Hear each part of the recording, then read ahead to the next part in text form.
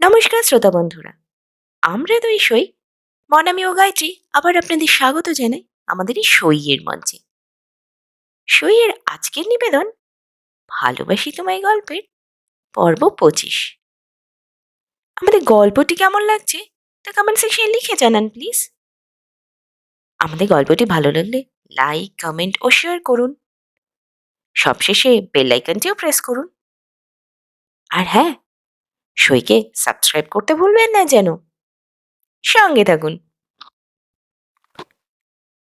আমরা আমাদের পূর্ববর্তী পর্বে বিদিশা এবং সোহমের একটি মিষ্টি মধুর প্রেম কাহিনীর পথ চলার শুরু জানতে পারলাম। এই পথ চলা কি এতটাই মিষ্টি মধুর থাকবে, নাকি এর মধ্যেও অন্য কোনো কাহিনী আছে? সেটি জানতে হলে আমাদের গল্পের সাথে থাকুন। ভীষণ ভালোবাসি তোমায়। সোহমের মুখে এই কথা শুনে বিদিশা কেমন যেন থম মেরে রইল। হাঁ করে একদৃষ্টে তাকিয়ে রইল সোহমের দিকে। সোহম এবার হাসছে, কপালে আলতো চুমু দিয়ে আবার বলল, আই লাভ ইউ। বিদিশার মুখে হাসি নেই। সোহম দেখল বিদিশার ভ্রু দুটো কেমন যেন কুঁচকে যাচ্ছে। বিদিশা এবার মাথাটা নিচু করে সোহমের শার্টের বোতাম খুঁটেই যাচ্ছে। এত কিছু বলার পর কোনো প্রত্যুত্তর না পেয়ে অবাক হয়ে গেল। বিদিশাকে বলল, তুমি কি শুনতে পাচ্ছ আমি কি বললাম? বিদিশা এবার সোহমের বুকে মাথাটা রেখে ওর শার্টের বোতাম খোঁটাতেই থাকে। সোহম বুঝতে পারছে ঝড় থেমে গিয়ে শান্ত হলো। এটুকু ঠিক আছে, কিন্তু এখন রোদ না বৃষ্টি তা কিছুই বোঝা যাচ্ছে না। এ আবার কেমন রিয়াকশন? সোহম হালকা করে পিঠে হাত বুলিয়ে বলল, কি হলো বিদিশা, কিছু বলছো না যে? বিদিশা একদম সোহমের বুকে লেপ্টে বোতাম খুঁটিয়েই চলেছে। সোহম আশ্চর্য হচ্ছে, একটু অধৈর্য লাগছে এবার। বুকের সাথে লেপ্টে থাকা বিদিশাকে টেনে তুলতে গিয়ে পারল না। বিদিশা সেখানেই থাকলো। আস্তে আস্তে সোহমকে বলল, তুমি কবে থেকে বুঝতে পেরেছিলে তুমি আমাকে ভালোবেসে ফেলেছ? উম আসলে বিদিশা, প্রথম যখন তোমায় দেখলাম, ওই যে যখন তুমি ওড়না ঠিক করতে করতে আমার দিকে তাকালে, উফ বিদিশা, সেই মুহূর্তেই প্রেমে পড়ে গেছি তোমার। কত মেয়ে স্টুডেন্ট আছে, মেয়ে কলিগ আছে, কাউকে এতদিন পাত্তা দিইনি, কিন্তু তোমাকে দেখার পর কি যে হয়ে গেল, নিজেকে স্থির রাখতেই পারিনি। তাহলে না বলে চলে গেলে কেন? সোহম আশ্চর্য হয়ে গেল। কোথায় গেলাম? দার্জিলিং। এবার কি বলবে সোহম? এদিক ওদিক চিন্তা করে সে বলল, আরে সে তো কাজে গেছিলাম। ঠিক আছে, কাজে তুমি যেতেই পারো, তবে আমাকে একবারও বলে যেতে পারোনি। কি করে বলবো? আমি কি জানতাম যে তুমিও আমাকে ভালোবাসো? সত্যি জানতে না বলছো? না। তবে আমার চোখে কি পড়ার চেষ্টা করতে? চুপ করে থাকে সোহম। বিদিশা আবার বলে, তুমি যদি নাই বুঝতে, খামমাখা রুমাল ফেরত নিয়েই কেন এত কথা বলেছিলে? কি কথা বলেছি? তুমি ভুলে গেছো হয়তো, আমি বলিনি। তুমি জানো ওই 3 দিন আমার কিভাবে কেটেছে? সোহম বুঝতে পারে না কি বলবে, চুপ করে থাকে। বিদিশা আবার বলে, তুমি সব জেনে বুঝে করেছ, আমার জ্বালা বোঝার জন্য, তাই না? সোহম হেসে ফেলে। বিদিশার যেন এবার অভিমান হলো। সোহমকে ছেড়ে দিয়ে ব্যাগ নিতে গেলে সোহম খপ করে বিদিশার হাতটা ধরে একটানে আবার বুকের সাথে নিয়ে নেয়। তারপর দু হাত দিয়ে মুখটা তুলে বলল, বিদিশা, কেন এমন করছো? বলো, আমারও তো কিছু ইচ্ছে হয় শুনতে। তুমি কি কিছুই বলবে না? না। মানে? মানে না? তুমি কি বলেছিলে যাওয়ার সময়? ওহ, কেন এমন করছো বিদিশা? পুরোনো কথা ছাড়ো না, প্লিজ। একটিবার বলো, প্লিজ। এটা তোমার শাস্তি আমাকে এত কষ্ট দেওয়ার জন্য। আজ যদি আমি বলে দিই তবে তুমি আবার ভুল করবে। তাই যতদিন না মনে হয় যে তোমার প্রায়শ্চিত হয়েছে, আমি বলবো না। সোহম এবার একটু রেগে গেল। বিদিশার হাত দুটো শক্ত করে ধরে বলল, আমিও দেখতে চাই তুমি না বলে যাও কি করে।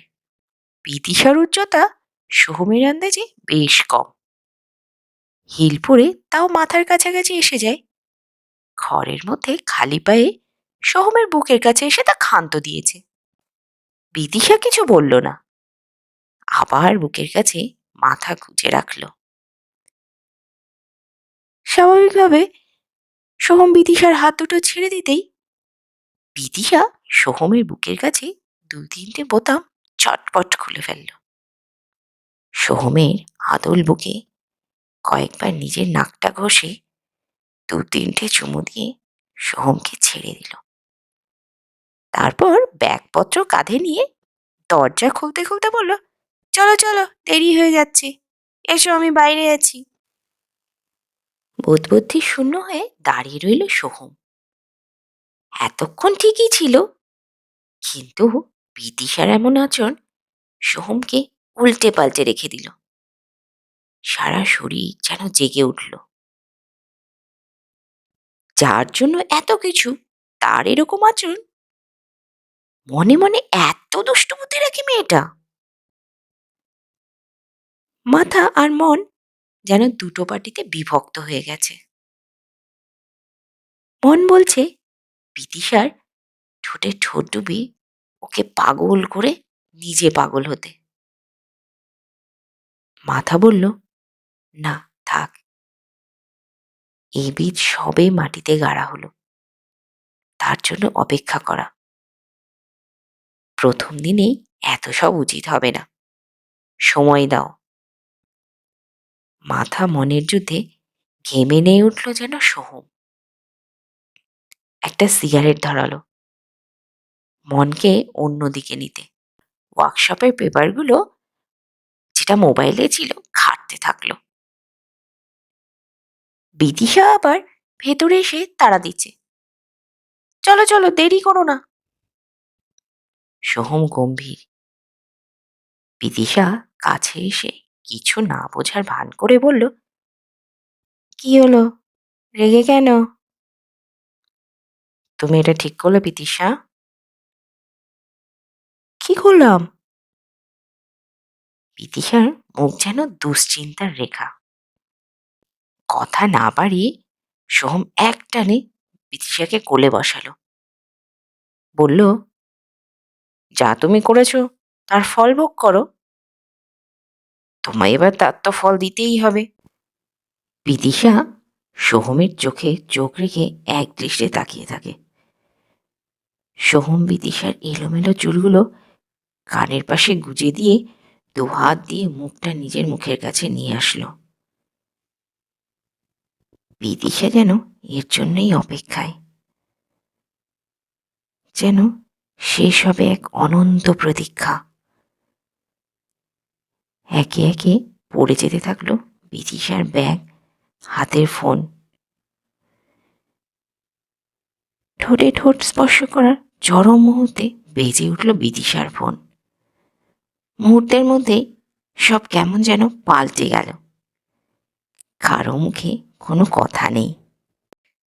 কোনো রকমে নিজেকে প্রকৃতস্থ করে কাঁপা কাঁপা হাতে ফোনটা তুলতেই অরুণা দেবীর আতঙ্কিত গলা, কটা বাজে দেখেছিস? কি এমন কাজ? কখন বাড়ি আসবি? সোহম উঠে দাঁড়ালো। সত্যি খেয়াল নেই, অনেক রাত হয়ে গেছে। বিদিশার ব্যাগ দুটো নিয়ে বাইরে বেরিয়ে গেল। বিদিশা কাঁপছে। কোনো রকমে দরজার সামনে এসে দাঁড়িয়ে ডাকলো, সোহম। সোহম আসতেই দু হাত দিয়ে জড়িয়ে ধরে বুকে হাজারো চুমু খেতে খেতে বলল, আই লাভ ইউ সোনা, I love you lot. Soham আর নিজেকে স্থির রাখতে পারল না। দু হাত দিয়ে বিদিশার মুখটা তুলে নিজের ঠোঁটের আশ্রয় খুঁজল বিদিশার ঠোঁটে।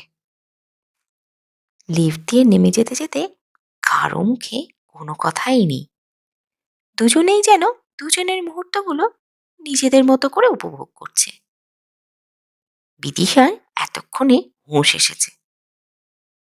সোহমের দিকে তাকাতেই কেমন যেন লজ্জা লাগছে। একটু সময়ে কত কি হয়ে গেল। সোহমের মনের মরুদ্যানে বৃষ্টি হয়েছে আজ। আত্মা যেন পরিতৃপ্ত। বাইকে উঠে বসলো বিদিশা। মুখে কিছু বলার আজ এই মুহূর্তে আর দরকার নেই। আত্মার সাথে আত্মার যেন একটা বাঁধন তৈরি হয়েছে। না বললেও সোহমের মনের কথাগুলো যেন বিদিশা শুনতে পাচ্ছে। বিদিশা সোহমের পিঠে মাথা রাখল। অদ্ভুত এক শান্তি যেন চারপাশে।